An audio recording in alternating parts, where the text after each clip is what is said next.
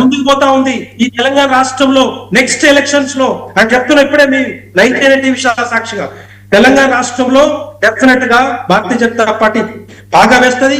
మీరు అనుకున్నంత ఈజీగా అనుకుంటే అది తప్పు చెప్పి నేను వెంకటరెడ్డి గారు నేను మళ్ళీ మీ దగ్గరికి వస్తాను. ఒకసారి మన ఖమ్మం నుంచి మా రీజనల్ కోఆర్డినేటర్ రవి గారు లైన్ లో ఉన్నారు. లైవ్ లో ఒకసారి ఆయనతో మాట్లాడదాం, తాజా అప్డేట్స్ ఒకసారి తీసుకుందాం. రవి గారు ఓకే, ఏంటి పరిస్థితి, అప్డేట్స్ ఏమున్నాయి? ఇప్పటికే ఏదైతే తెలంగాణలో ఉన్నటువంటి ప్రధానంగా కాంగ్రెస్ పార్టీ హవా ప్రధానంగా జరుగుతుందని చెప్పుకోవాలి. ముఖ్యంగా మనం చూసినప్పుడు ఖమ్మం జిల్లాలో ఉన్నటువంటి ఉమ్మడి ఖమ్మం జిల్లాలో కాంగ్రెస్ గెలుపు పార్టీని ఏదైతే మున్సిపాలిటీలో జెండా ఎగరేస్తుంది. ఇప్పుడే మనం చూస్తున్నాం ఖమ్మంలో ఉన్నటువంటి దాదాపు 16 స్థానాలు ప్రధానంగా కాంగ్రెస్ పార్టీ గెలిచింది. మిగతా సంబంధించినటువంటి 2 స్థానాల్లో సిపిఎం, 1 స్థానంలో బిఆర్ఎస్ గెలవడం జరిగింది. మిగతా సంబంధించినటువంటి ఇంకా కౌంటింగ్ జరుగుతున్న సందర్భం అయితుంది. దీంట్లో ప్రధానంగా మొదటి నుండే కాంగ్రెస్ పార్టీ కొంత దూకుడుగాను, అట్లాగే ప్రచారంలోను, అట్లాగే మిగతా సంబంధించినటువంటి అన్ని రకాలుగా ఉపయోగించుకొని మంత్రి పొంగులేటి శ్రీనివాసరెడ్డి ప్రధానంగా ఎదురాపురం మున్సిపాలిటీని ఖచ్చితంగా గెలుపు దిశగా పయనించాలనే ఉద్దేశంతో మొత్తం కొత్త మున్సిపాలిటీలో, నూతనంగా ఏర్పడ్డ మున్సిపాలిటీలో కాంగ్రెస్ జెండా ఎగరేయాలని, ప్రధానంగా తన నియోజకవర్గంలో ఎదుగు లేకుండా కాంగ్రెస్ పార్టీకి మెజార్టీ తెచ్చుకోవాలనే లక్ష్యంతో మొదటి నుండి అభ్యర్థుల ఎంపిక దగ్గర నుండి ప్రచార వ్యూహాన్ని కూడా అట్లే నిర్వహించాడు. దాని నుండి ఇప్పటికే కాంగ్రెస్ పార్టీ ఏదైతే ఏదులాపురాన్ని కైవసం చేసుకునే దిశగా పయనిస్తున్న సందర్భం ఒకవైపు నెలకొంది. రెండో వైపు మిగతా జిల్లాలో ఉన్నటువంటి ఏదైతే వైరాలో ఉన్నటువంటి కాంగ్రెస్ పార్టీ కూడా మెజార్టీ స్థానాలు గెలుచుకోవడం జరిగింది. దాదాపు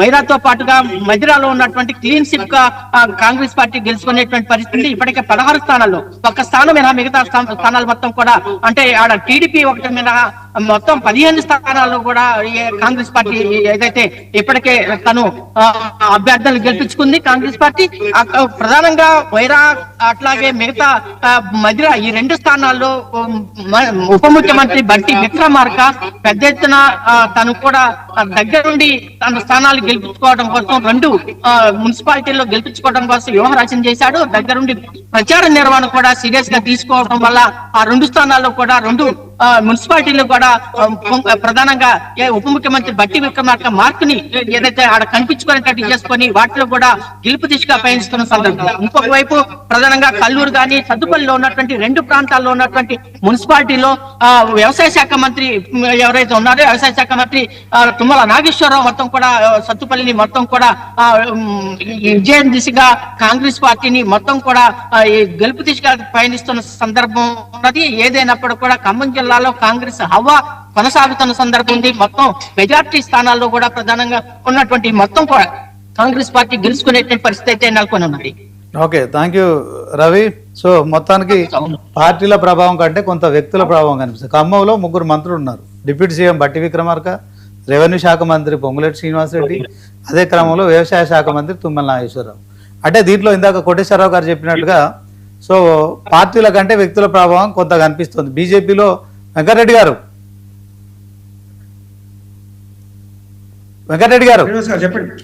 మొత్తం బీజేపీలో నరేంద్ర మోడీ అంటే గత 2 ఎన్నికలకు సంబంధించిన నేపథ్యంలో బీజేపీ కంటే నరేంద్ర మోడీ ఎక్కువ ప్రభావం కనిపించిందని చెప్పి ఒక ప్రచారం కూడా జరుగుతోంది.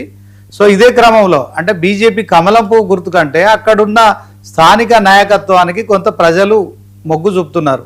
ఇంకొక అంశం కూడా మీరు మాట్లాడారు. ఇప్పుడు ఎవరు కూడా అతిథులు కాదంటే డబ్బులు వంచడం ఇదంతా ఎన్నికల మేనేజ్మెంట్ చేయడం అనేది ప్రతి ఒక్కరు నేర్చుకున్నారు. సో దాంట్లో ఆ ఫలితాలు కూడా మనం, ఎందుకంటే 73% మాత్రమే పోలింగ్ అయింది. మీరు అన్నట్టు 100% ఈ పోలింగ్ జరగదు. అదే క్రమంలో ఎవరు కూడా కేవలం మేము చేసిన పనులు చూసి మాకు అభివృద్ధిని చూసి ఓటేయమని చెప్పి అడిగే పరిస్థితి లేదు. సో మీ ఆవేదన అర్థమైంది. కానీ దీంట్లో బీజేపీలో మాత్రం వ్యక్తుల ప్రభావం కొంత పనిచేస్తుంది అనేది కనిపిస్తోంది. ఎందుకంటే ఇది కేవలం బీజేపీకే కాదు, కాంగ్రెస్ ఇప్పుడు ఖమ్మం నుంచి ఓవరాల్గా వాళ్ళు బీజేపీ అక్కడ మీ ఖాతా ఇంకా తెరవనట్టున్నారు, బీఆర్ఎస్ ఒకటి గెలిచినట్టుంది. సో దీని పట్ల మీరేం చెప్తారు? డెఫినెట్ గా మేము ఒకటే చెప్తాం. ఇప్పుడు మాకు ఒక లక్ష్యం ఉంటుంది, వికసిత్ భారత్ లక్ష్యం 2047.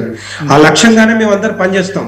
పార్టీ అయినా, వ్యక్తులైనా, ఇంకెవరైనా, మంత్రులైనా, కొంత ప్రధానమంత్రి నరేంద్ర మోడీ గారు కూడా అదే ఆలోచన. ఎట్టి పరిస్థితుల్లో 2047 కి వికసిత్ భారత్ లక్ష్యంగా మనం పనిచేస్తా ఉన్నాం. ఆ విధంగానే ముందుకు పోతా ఉన్నాం అని చెప్తా ఉంటాం. వ్యక్తిగతంగా కాకుండా పార్టీ మేము ఫస్ట్ ఇంకో స్లోగన్ ఉంటుంది మా దగ్గర, party nation first, parties next, person last అని మేము లక్ష్యంగా పెట్టుకుంటాం. అదే విధంగా పనిచేస్తాం. వ్యక్తులు కాదు, ముఖ్యంగా నేషన్ ఫస్ట్, ప్రజల్ని బాగుపరచాలనే ఆలోచన మాకుంటుంది. దాని తర్వాతనే పార్టీ ఉంటది, పార్టీ తర్వాతనే పర్సన్ ఉంటారు అని చెప్పి మేము అనుకుంటాం. మిగతా పార్టీ